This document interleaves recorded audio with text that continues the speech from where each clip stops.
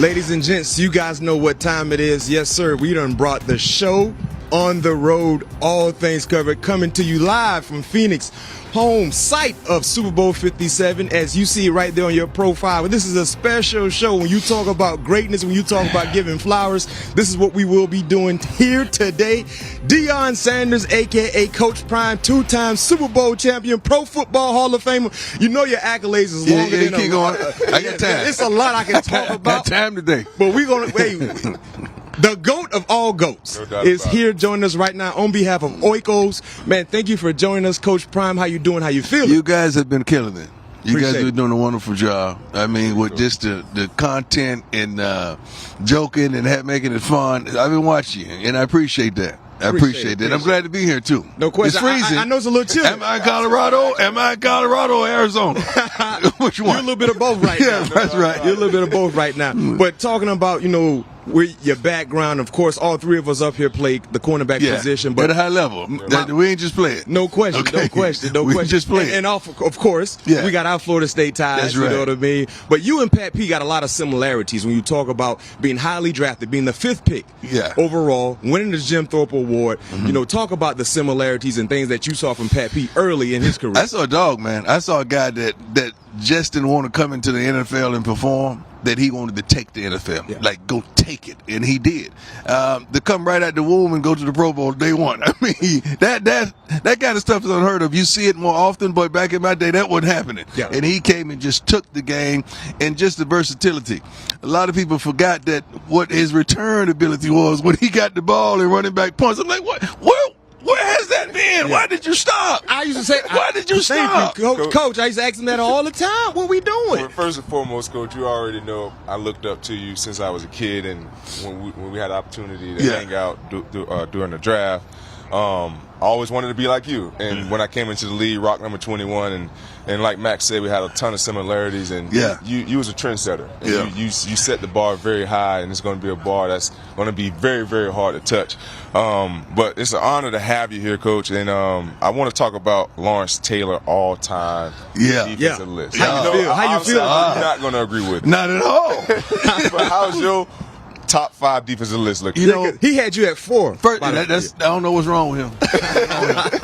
First of all, I'm 1. Let's just get that straight. I don't really do that.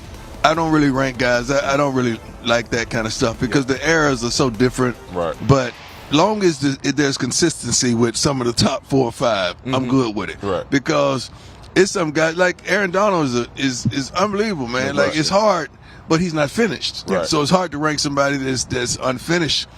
Shoot, it was Mel Blount changed the game, man. It was so many guys that you could talk about, and I don't even get into it, but until it involves me. I don't get into it until it involves me. I didn't like the placement. I love LT, but I didn't like the placement. No question. But everybody that was on that list had some formularity of changing the game. So I'm pleased with it. And one thing about the game of football in regards to cornerback play, a lot of people might not know this, but they didn't start tracking PBUs until 1999. You joking? Yes. A lot of people didn't know that. But, Coach, in regards to when you play the game, you're only credited for just 25 PBUs in your career. PBUs? Yeah, because it was some INTs. Exactly. I wasn't going for no PBU. What is a PBU? Let's do this hypothetical, Coach. If they were tracking PBUs along with interceptions, I don't want no PBU. You want a number win the I ball. don't want to do no PBU. That's it. If I could get to it, I could get it. Yes, sir. All right. So it wasn't none of that. What they should track is missed opportunities. I can only count 2 missed opportunities. In your whole career? 2 balls that I should have had. Do you remember a game? Do you remember the game against quarterback? Yeah. I remember I went in Atlanta over Jerry's shoulder. And I don't know how that ball got through my arms. Jerry caught it. It was a deep ball. It wasn't a touchdown. There's a 9. Okay. And I don't know how that happened. And another one, I was playing against Arizona in Dallas. The guy ran like a whip. Quarterback threw the ball, it hit me right in the hands. And you dropped it. That don't Only happen. 2 balls in my career that I dropped. Wow. I remember those like it was yesterday. That's what I missed. That's what. And I remember that, but I missed those. They should track missed opportunities. And you still remember that to this day. That's why you're great, Coach. It makes me mad. It makes me upset. I mean, that's all great DB's trait. Though. I mean, we remember everything, especially on the football field. That's right. And you talked about Jerry missing that opportunity on Jerry. Who was one of your best teammates? Because you had an opportunity to play with a lot of greats. I had a lot ton of Hall of Famers. I had a lot of them. Nate Newton is one of my best because we're still tight today. Yeah. Darn it, there's so many because I play for several teams. Yeah. It's so many. It's hard to rattle them off, but Nate Newton is up there.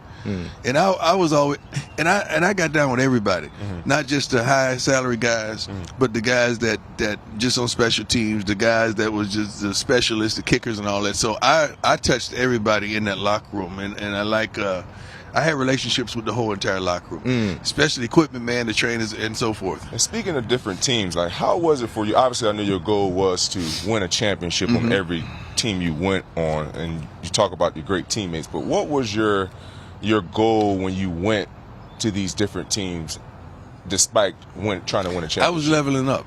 Yeah. Every time I moved, it was leveling up. It was trying to not only be dominant, I was going to be dominant, but to level up. You know, Right. I went from Atlanta to San Fran because I wanted the Super Bowl. Yeah. And they never offered me in San Fran, so I went to Dallas to make sure we won the Super Bowl. And you did that. Yeah, it was just everything was just upping the ante and leveling up. Yeah. Like And that. talking It was about different challenges. Yeah. Coach, leveling up, you just leveled up as a coach on the sideline with the Colorado Buffaloes. Tell us about that experience. And by the way, you a Florida boy. You know, we all Florida boys up here. And you know I'm at one the thing Florida about boys. us, I'm at the Florida boys we right now. see that. We see that. So I'm going to have 20 on the roster, believe that, some form of fashion. And we're yeah. seeing what you're doing, but tell us about that transition, being able to get these kids from the South, you know, to see something different and making them feel comfortable to be able to go to university glad with you you. said this is a great question. And be coached by you and your staff. It's a great question. Guys from the South like us, we didn't have the financial means to travel. Right. We never traveled. So the farthest we went was Georgia. Yeah. So we're not seasoned on the other side of the country. Right.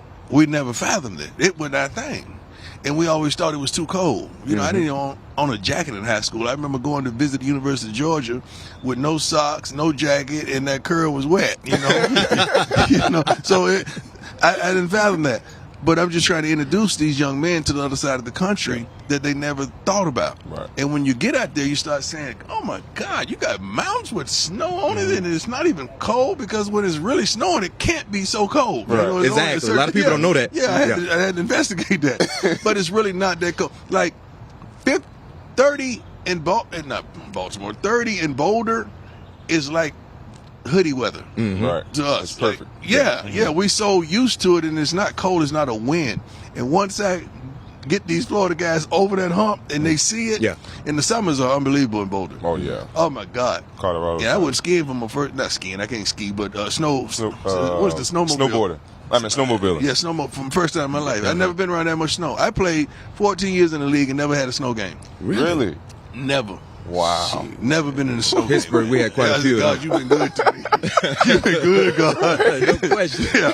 And speaking of your transition, I want to speak of the transition from Jackson State to Colorado. Yeah. Going from a HBCU to a Power 5, how has that transition been? It's night and day. You know, I have to watch my words because they get sensitive. Anything I say, you think I'm talking about them, and I'm not even talking about them.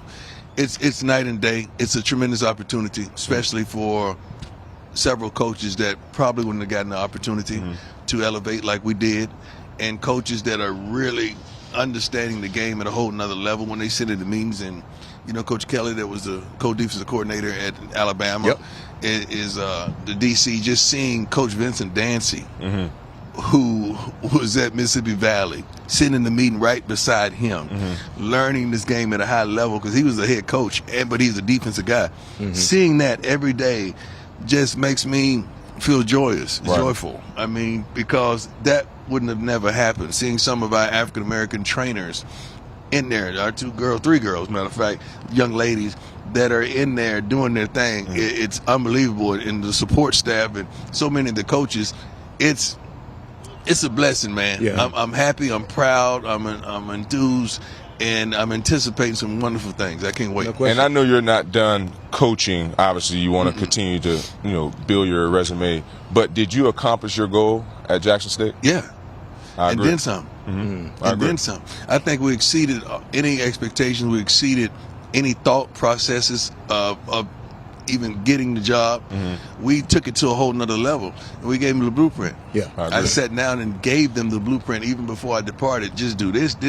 Here goes a book right here. Just keep this going. It's going to be a little shaky because of the resources and the relationships that they, some of those go with me, but I'm leaving some of those here. Yeah. Right. But we did some wonderful things, and we opened up the doors for many people to even fathom going to HBCU. At first, no one was even thinking about it. I remember my son said, "We're here because we chose to be here, not because we had to come here." And they took offense to that, but he was telling the truth. No question. Now you got guys coming because it's their choice, not because they have to, because they have no other options, and that's a beautiful thing. No question. Coach, before we let you go, on February 12th, 2023, viewers can tune into Fox Sports app and the Fox Now app to see a spot with Deion as we run it both pregame and in-game. Fans can also view the ad across Oiko's social media on Instagram, Facebook, and Twitter. Hilarious.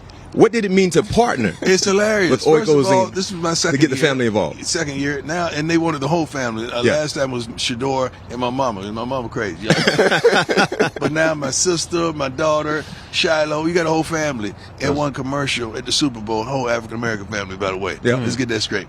It's a beautiful thing, and I'm thankful for Oikos that they understood that. I'm a family-oriented guy, and I believe in unity, and I'm trying to bridge all ethnicities together and to have a product immerse as that bridge for us is unbelievable. No question. Because we truly enjoy it. Yeah, can't wait. We can't wait to check It's it right. out. We're going to make sure we I support can't wait it. to see it. We know we're going to enjoy it. But thank you, Coach Prime, for joining us here. All things covered. Y'all got to get my kids on, too. we get them on. Come on, Junior. But thank you for joining us, man. Listen, all things covered. Coach Prime, the GOAT, the greatest to ever do it in the secondary. doubt. Pro Football Hall of Famer, 2-time Super Bowl champion, new head coach by the Colorado Buffaloes. Pac-12, better be on alert. They coming.